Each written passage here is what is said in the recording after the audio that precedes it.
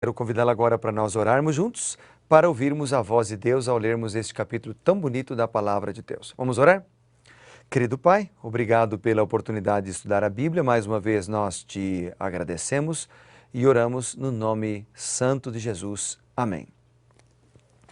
Vamos a Isaías 61, que é um dos capítulos mais incríveis de Isaías. Ele descreve o ministério de Cristo, ele descreve também o progresso e as bênçãos dos fiéis. E me impactaram em Isaías vários versos. E eu quero ler junto com você esses versos que me impactaram. Vamos começar com o versículo 1, e que eu quero comparar com Lucas capítulo 4.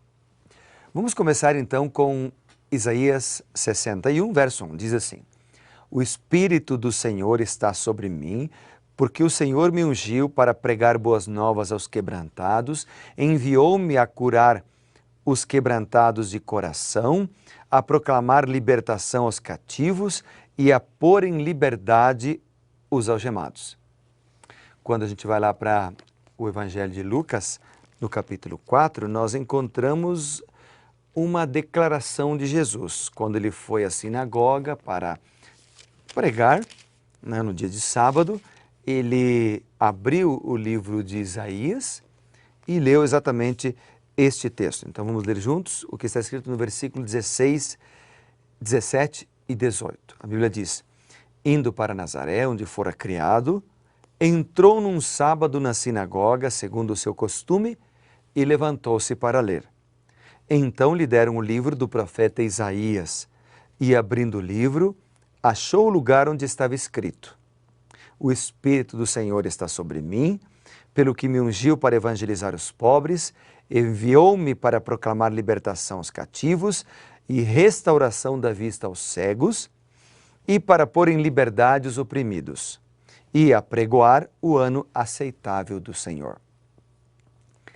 Então a palavra que eu quero destacar aqui, primeiro no Isaías capítulo 61, verso 1, a palavra o Espírito. Ela começa com essa palavra, né? O Espírito do Senhor está sobre mim, que Jesus utilizou lá, aplicou a si mesmo, lá na sua cidade natal, em Nazaré, no dia de sábado, num dia de culto, né?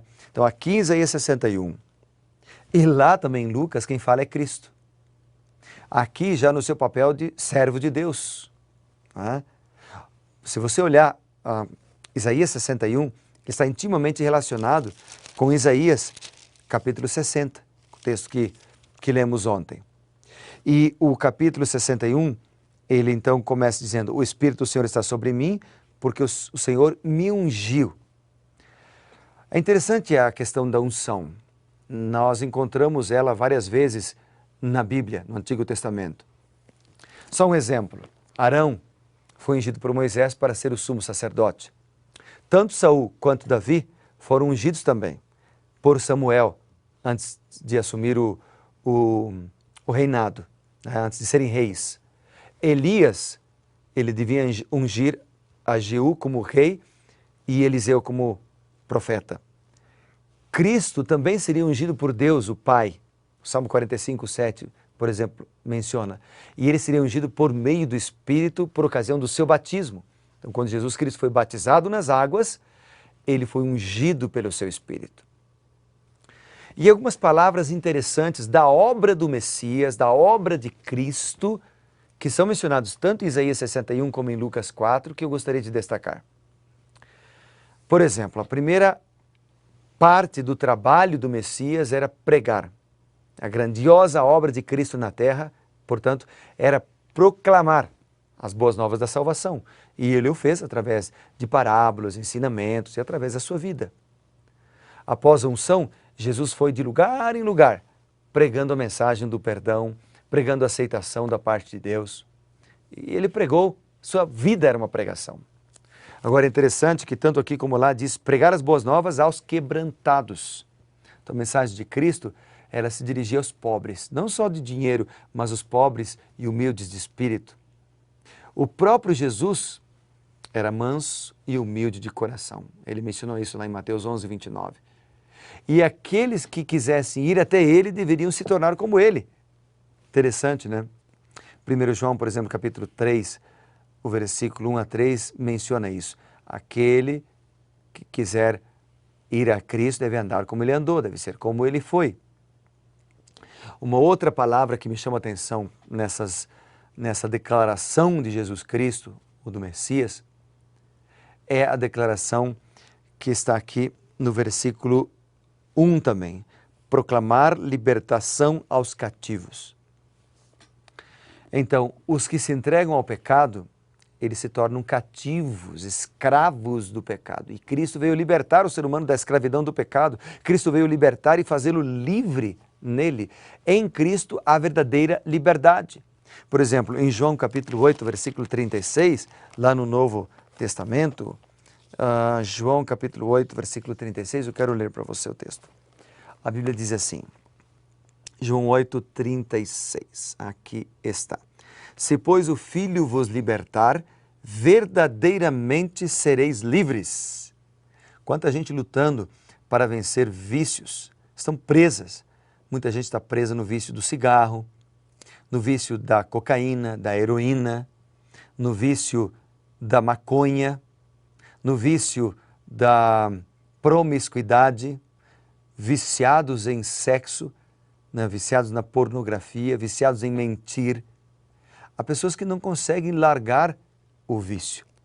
E muitos têm perdido a sua vida, têm perdido a família, têm perdido a felicidade, não conseguem se libertar. E sabe, alguns chamam os crentes de presos. Eu não vou ser crente para ficar preso, eu prefiro ser livre.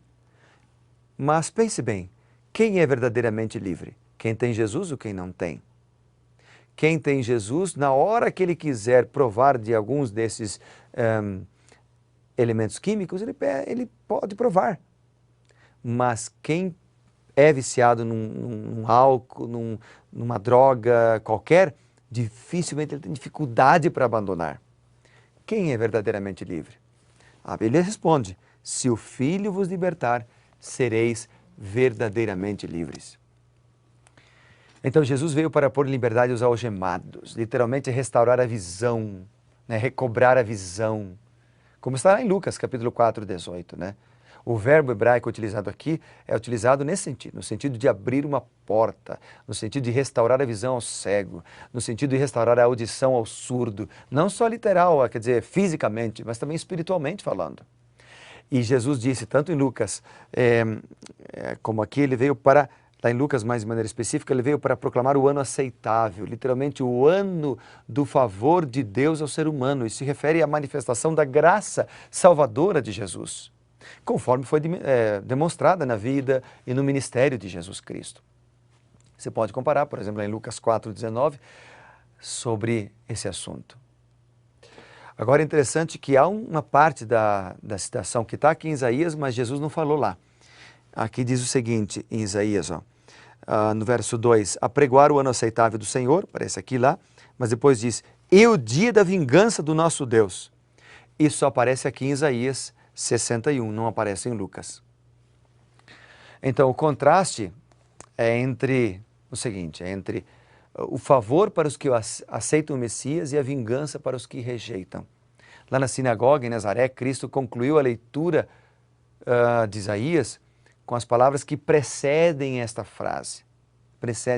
Porque Jerusalém, certamente ela viria dias de vingança, mas somente porque os judeus rejeitaram a Cristo em sua mensagem de salvação. Então, todos que choram, que também é mencionado aqui no verso 2, isto é, todos que choram por seus pecados, pelos pecados de outros, seriam consolados, mas os que andam no pecado, que rejeitassem o Messias, provariam da vingança do Senhor.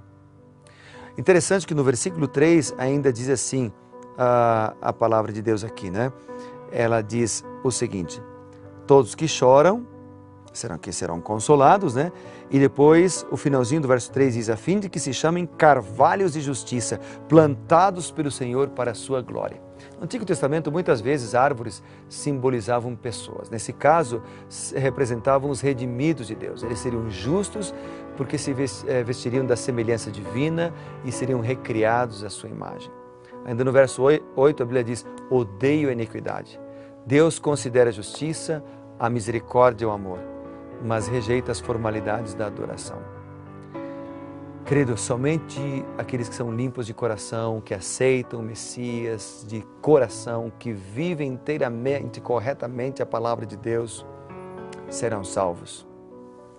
Por isso hoje você tem essa oportunidade de entregar a vida ao Senhor, de ser salvo pelo Senhor. E eu quero orar por isso agora.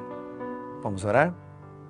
Bondoso Deus e Pai, obrigado pela obra do Messias, nosso Senhor e Salvador Jesus Cristo em nossa vida. Ajuda-nos a andar nos caminhos dele, sermos salvos por ele e sermos gratos a ele. Nós oramos em teu nome. Amém.